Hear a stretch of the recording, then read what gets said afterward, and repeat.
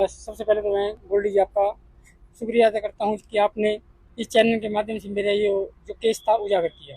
अभी दिनांक 26 तारीख को हम सारे दिन अपने घर बैठे थे एसी चला के, क्योंकि उसी दौरान ये बलविंदर, विनोद सरपंच, एक्स सरपंच विनोद, इन्होंने मेरे को जो ग्रुप के अंदर बहुत हरास किया। बार बार ग्रुप में कभी केजरीवाल साहब को गाली, कभी किसी को गाली, इन्होंने गाली दी। गाली देने के बाद मैं रात्रि 7 बजे के करीब अपने खेत में गया। खेत में जाने के बाद मैं सीधा चांदी साहब खेत बा रहे थे, मैं उनके खेत के पास चला गया। वहाँ हम बैठे, बैठने के बाद हमारे साथ मेरा भाई ये देवराज भी था। फिर हम आके बैठक में बैठ गए। बैठक में बैठने के बाद ना हमने वहाँ सेवन किया ना कुछ किया। हम वहाँ बैठे, साहब ने ठंडा मंगा लिया, हम ठंडा पी रहे थे।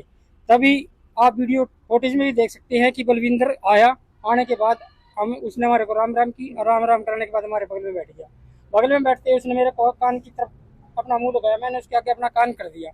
कान करने के बाद उसने बोला चलो बाहर चल, मैं तेरे को देखता हूँ। मैंने बोला भाई मैं बाहर नहीं जाऊँगा, जो बात करनी है आपने यहाँ कर लो, क्योंकि मेरे को ये डर था कभी हथियार न ले रहा और मेरे को मार दे। जैसे ही वो बाहर गया उसने मेरे को, मेरी माँ को भी गाली दी, मेरी बहना को भी गाली दी, मेरी बेटी को भी गाली दी। मैंने उसको कुछ नहीं बोला। आप सीसीटीवी कैमरे में फुटेज देख सकते हैं। और ये जो सुबह का वाक्य नहीं है, इसने गलत लगवाया। सुबह का वाक्य नहीं है, शाम का वाक्य है। क्या चाहे तो उसको दोबारा भी ले सकती है, क्योंकि वहाँ पे पंचायत के द्वारा लगाए कैमरे हैं, जिसके अंदर इसकी ऑडियो भी आ रही है, इसका पिक्चर भी आ रही है, सब कुछ क्लियरिटी है, इसमें कोई वो नहीं है। SC ST सिर्फ राजनीति स्टंट के कारण लगा। राजनीति में विनोद सैनी का हाथ है और उसने मेरे को टारगेट किया। टारगेट करने का उसका मतलब ये है कि पुराना आप जो भी बलविंदर से लेकर जो बातचीत बलविंदर को लेकर बताएं। बलविंदर के लिए तो मेरी कोई बातचीत नहीं है। बलविंदर को तो मैंने देखा ही जिंदगी में 2-3 बार है।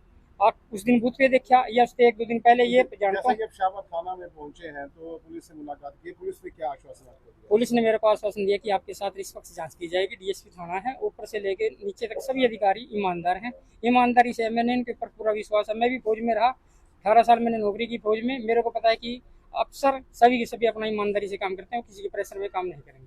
तो क्या लगता है कि पुलिस राजनीतिक दबाव में है? नहीं, पुलिस राजनीतिक दबाव में नहीं है, लेकिन विनोद सैनी राजनीतिक प्रेशर प्रशासन के ऊपर डालना चाह रहा है। तो अब जैसा कि बता रहे हैं कि DSP लाडवा जांच करेंगे, तो आप क्या रुख रहेगा, कहाँ जाएंगे DSP लाडवा से? DSP लाडवा से मिलने जाएंगे, मैं भी जाऊंगा, मेरी सारी टीम भी जाएगी। यहाँ पर ये विनोद की हुई सारी ये विधि है, तो ये ऊपर से प्रशासन के ऊपर दबाव डलवाएगा। और ये जो केस आज आपने क्या नाम शाहबाद थाना के अंदर उठाया है, इसके लिए जैसे कि आप सभी के समक्ष, पूरे गोराम के समक्ष प्रेमचंद फौजी ने आपको बताया, सेम सारी कहानी सेम टू सेम वैसे ही है। ये टोटली राजनीतिक दबाव में आके ये सारी धाराएं और ये SC ST एक्ट जो हमारे ऊपर लगा है, ये बिल्कुल निराधार है। हमें उम्मीद है कि पुलिस प्रशासन आज भी बहुत सारी ईमानदारी के साथ में अपना काम करने के लिए अधिकारी मौजूद हैं और करेंगे, बशर्ते यदि ऊपर से राजनीतिक प्रेशर नहीं आया।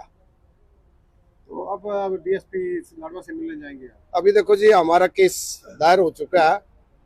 अभी यहाँ से केस जाएगा कुरुक्षेत्र SP साहब का। SP साहब कौन से डिवीजन के नाम DSP साहब को मार करते हैं, उसके बाद में हमारे पास इंफॉर्मेशन आएगी, तब जाके क्या नाम कहीं IO वो हमारा होगा, इस केस की इन्वेस्टिगेशन करेंगे, उसके पश्चात ही फिर पता लग पाएगा कि इसमें सच क्या है और झूठ। जैसा कि प्रेम फौजी बता रहे हैं कि कैमरे की CCTV फुटेज है जी, कोई झगड़ा नहीं हुआ, क्या ऐसा? देखो जी, मौके पे जो वारदात हुई है, उस मौके के ऊपर मेरे ख्याल का शायद 6-7 CCTV कैमरे लगे हुए हैं और हमने पुलिस प्रशासन को उन सभी कैमरों की फुटेज निकाल के दी है।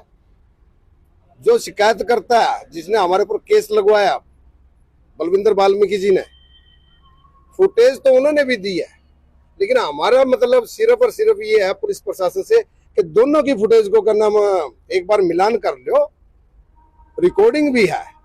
यदि अगर प्रेम फौजी ने या फिर चांदी साहब ने ऑन रिकॉर्ड उसको वाल्मीकि जगह दूसरे जाति सूचक शब्द से अगर संबोधित किया हो, फैसला उनकी तरफ है, हम जेल जाने के लिए तैयार है। क्या नाम है? सुरेंद्र कुमार।